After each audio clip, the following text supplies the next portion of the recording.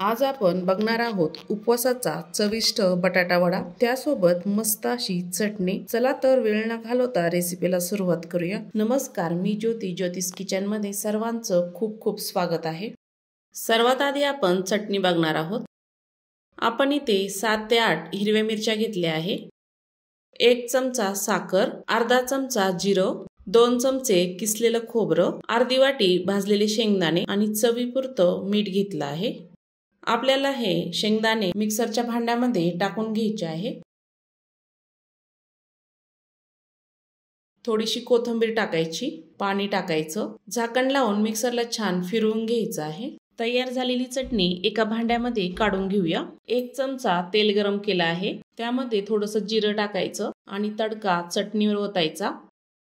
छान मिक्स करून घ्यायचं। वड्यासोबत खाण्यासाठी चटणी तयार झाली। मी इथे 5 बटाटे मध्यम साईजचे उकडलेले घेतले। बटाटे आपल्याला कुस्करून घ्यायचे, हाताने असे स्मॅश करायचे। बटाटे थोडेसे गरम आहे। सर्व बटाटे मी इथे कुस्करून घेतले आहे। 1 छोटी वाटी भाजलेला शेंगदाण्याचा कूट घ्यायचा, असा जाडसर घ्यायचा, तो टाकून घ्यायचा आहे। चवीपुरतं मीठ घ्यायचं, तेही टाकून घेऊया। अर्धा चमचा साखर टाकायची, थोडीशी टाकायची म्हणजे छान चव येते। 2 चमचे हिरवी मिरची आणि आल्याचा ठेचा टाकायचा। सर्व आपल्याला एकजीव करून घ्यायचंय, छान असं मिक्स करून घ्यायचं साहित्य सगळं। बटाटे छान उकडून घेतले ना, मस्त स्मॅश होतात। सर्व छान एकजीव झाला आहे। वडा करण्यासाठी मिश्रण तयार झालं। हाताला थोडंसं तेल लावायचं आणि थोडासा गोळा घ्यायचा, छान असा गोल करून घ्यायचा आणि थोडासा चपटा करायचा। ह्या पद्धतीने हाताला थोडंसं तेल लावलं ना, हाताला चिटकणार नाही। सर्व वडे मी असेच तयार करून घेणार आहे। मी सर्व वडे चपटे तयार केले, तुम्ही याऐवजी गोल वडे करू शकता। एका भांड्यामध्ये भगरीचं पीठ टाकणार आहोत। भगरीच्या पिठाच्या ऐवजी तुम्ही राजगिऱ्याचं पीठही वापरलं तरी चालतं। 2 कप इतकं भगरीचं पीठ मी इथे टाकून घेतलं आहे। अर्धा चमचा लाल मिरची पावडर टाकली, चवीपुरतं मीठ टाकलं आहे।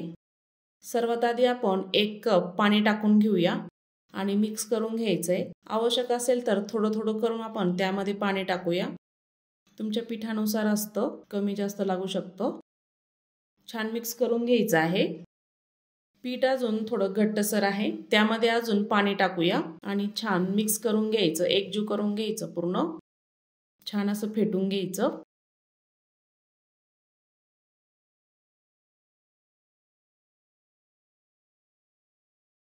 इतपत घट्ट असायला हवं। पीठ आपलं छान तयार झालं आहे।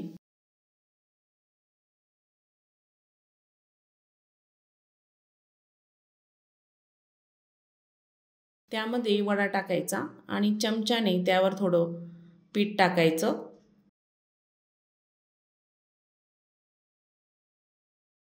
कढईमध्ये तेल छान गरम झालं आहे आणि त्यामध्ये वडा सोडूया। मध्यम आचेवर वडा आपल्याला छान तळून घ्यायचा आहे। पीठ जर थोडं पातळ असेल तर वडा फुटू शकतो। पीठ थोडं घट्ट करून घ्यायचं, म्हणजे वडा फुटणार नाही। माझा एक वडा थोडा फुटला आहे। त्यानंतर पीठ मी त्यामध्ये ॲड केलं।